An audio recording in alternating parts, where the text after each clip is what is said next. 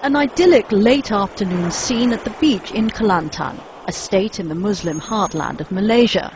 But this region is also a political battleground.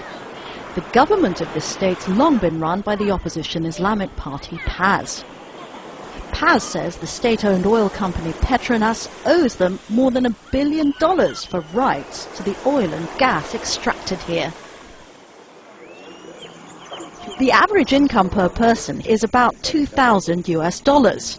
Compare that to the $13,000 people living in the capital get.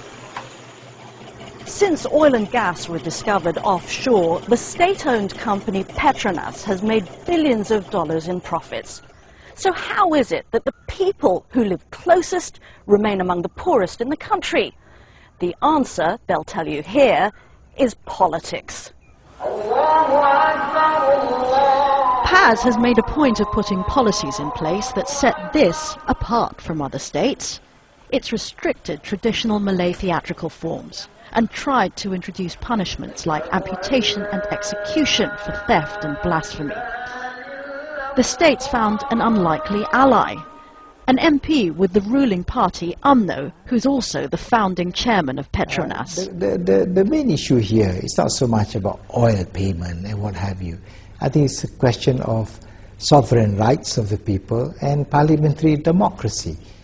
The federal government and Petronas argue Kelantan is not entitled to oil royalties, but have offered to make what they call compassionate payments directly to the people instead of the state government.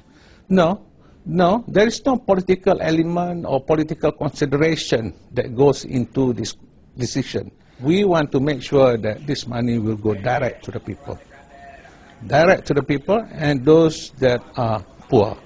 And they will use this money for their own benefits, instead of putting up something that they may not have direct benefits.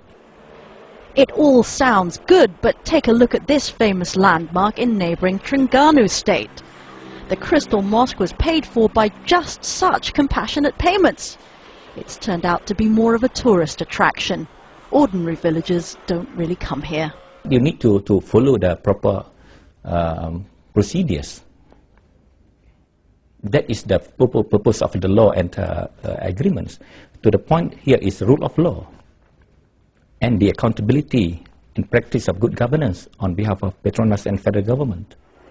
To many Malaysians, Kelantan is a bit of a backwater, digging in its heels against the global march to modernity. But it could also turn out to be the place where aspects of the fundamental nature of Malaysia, like states versus central government, are brought into question.